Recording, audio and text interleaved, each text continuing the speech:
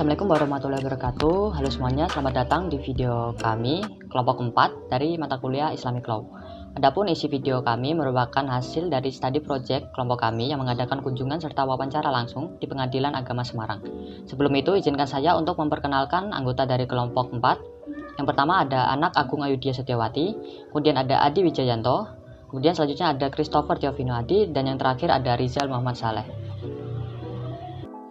Baik, karena study project dari kelompok 4 Islamic Law ini akan berhubungan dengan pengadilan agama, izinkan saya sedikit menjelaskan mengenai pengadilan agama. Pengadilan agama merupakan pengadilan tingkat pertama yang bertugas dan berwenang memeriksa, memutus, dan menyelesaikan perkara-perkara di tingkat pertama antara orang-orang yang beragama Islam di bidang perkawinan, waris, wasiat, hibah, wakaf, zakat, infak, sedekah, dan ekonomi syariah sebagaimana diatur dalam Undang-Undang Nomor 3 Tahun 2006 tentang Pengadilan Agama. Kemudian studi project dari kelompok 4 akan bertempat di Pengadilan Agama Semarang yang beralamat di Jalan Jenderal Urip Sutoharjo nomor 5 Karanganyar, Ngalian Karanganyar, Kecamatan Tugu, Kota Semarang, Jawa Tengah. Kemudian ada pun data perkara tingkat pertama yang diputus pada Pengadilan Agama Negeri Semarang pada tahun 2020 total ada 3.781 perkara yang diterima per bulan Desember 2020. Ini tidak termasuk dari perkara yang dicabut, ditolak, tidak diterima atau gugur atau perkara sisa di tahun atau bulan sebelumnya. Dari 3.781 perkara yang diterima tersebut, sebanyak 3.694 perkara merupakan perkara di bidang perkawinan seperti izin poligami, cerai talak, cerai gugat, perwalian, dan lain-lain. Kemudian ada 7 perkara mengenai bab ekonomi syariah, ada 7 perkara lagi mengenai kewarisan, kemudian ada 50 perkara mengenai penetapan ahli waris atau pertolongan penyelesaian pembagian harta peninggalan atau P3HP, kemudian ada 23 perkara yang termasuk lain-lain. Baik, selanjutnya ada beberapa anggota dari kelompok 4 yang mengadakan wawancara langsung di Pengadilan Agama Semarang di Semarang.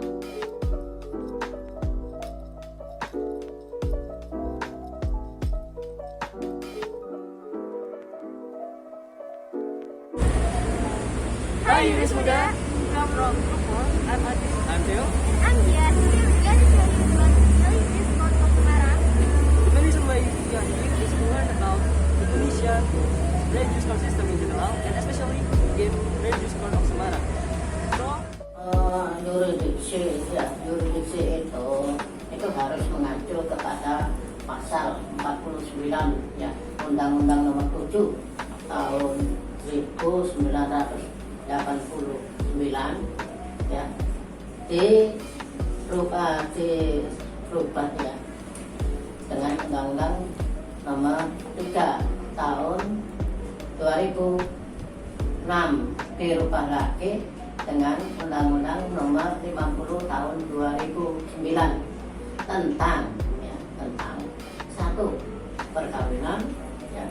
Perkawinan itu ada 23 yang harus ditangani ya, yaitu cerai talak, poligami, terusan zakat, hibah, pengangkatan anak. Terus pada terakhir itu yang paling menonjol lagi tambahannya adalah tahun Undang-Undang Nomor 3 ya, yaitu Nomor 3 tahun 2006 ada 2 poin yang harus ditangani oleh PA sendiri, Pengadilan Agama itu sendiri. Satu, hak opsi waris yang dulunya Pengadilan Negeri dan Pengadilan Agama, ternyata pada tahun itu hak absolut masalah hukum waris ditangani atau yurisdiksi Pengadilan Agama.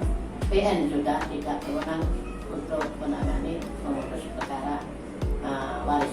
Ditambah lagi tentang masalah ekonomi, yaitu ekonomi syariah yang terdiri dari 11 poin di sana itu ya, sama dengan yang ditangani oleh bisnis konvensional, tapi di Pengadilan Agama itu ada tambahan syariah ya, syariah. Salah satunya bisnis syariah. Misalnya ada seorang yang punya warung yang di pinggir jalan kan gitu, dia berbisnis ekonomi syariah ya, maka dia itu bila terjadi antara pembeli dan penjual itu ada perselisihan, maka dia itu mengajukan perkaranya ke pengadilan agama. Ya. Yang saya katakan lagi tadi itu kan yang dari pasal 49 Undang-Undang tahun 1989 itu yang saya katakan tadi, itu perkawinan itu terdiri dari 23 permasalahan yang saya katakan. Ada laki waris, ya mertuanya waris, ketikanya zakat, hibah, sodako, kan pada saatnya sampai ada Baik, berarti stigma dalam masyarakat ini salah ya Pak tentang pengadilan agama, karena seperti saya pada teman saya bilang saya mau ke pengadilan agama untuk berkonservasi, tapi teman saya malah bercandai mau bercerai di sana. Nah, seperti yang saya tahu ini kayak stigma di masyarakat itu lebih ke pengadilan agama dengan perceraian ya Pak. Ya, salah ya Pak? Itu ya masyarakat itu kurang informasi tentang kewenangan pengadilan agama. Cuma orang tahunya itu pengadilan agama adalah pengadilan perceraian, ya pengadilan perceraian, tapi di dalamnya nggak tahu. Ya. Pertanyaan selanjutnya, untuk wilayah jurisdiksi pengadilan agama Semarang ini meliputi daerah mana saja?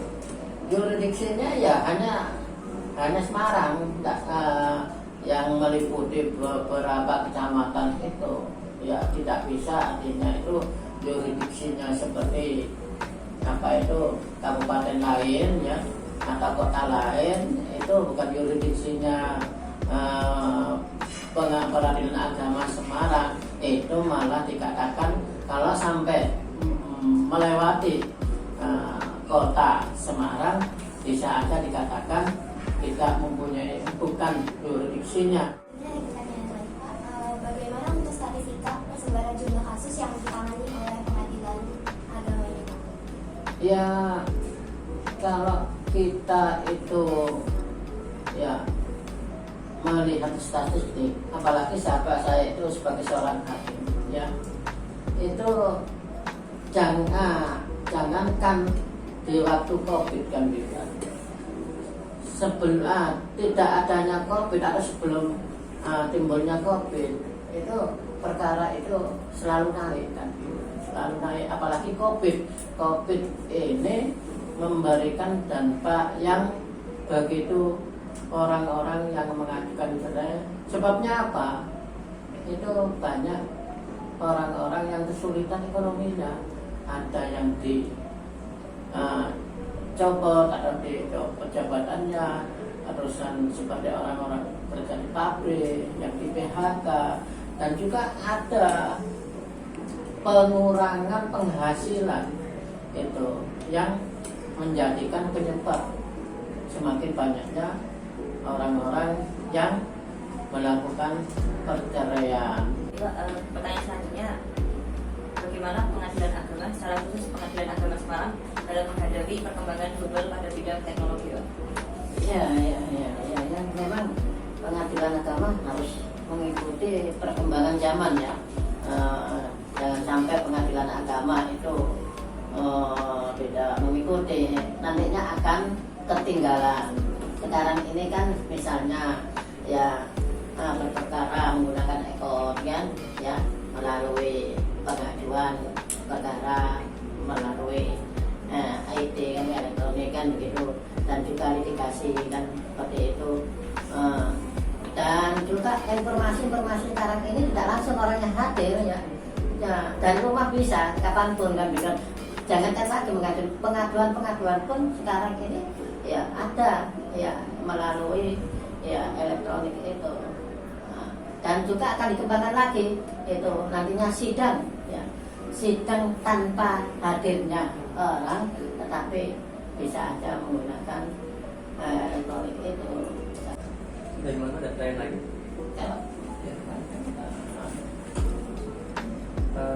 Mungkin dari kami pertanyaan sudah cukup.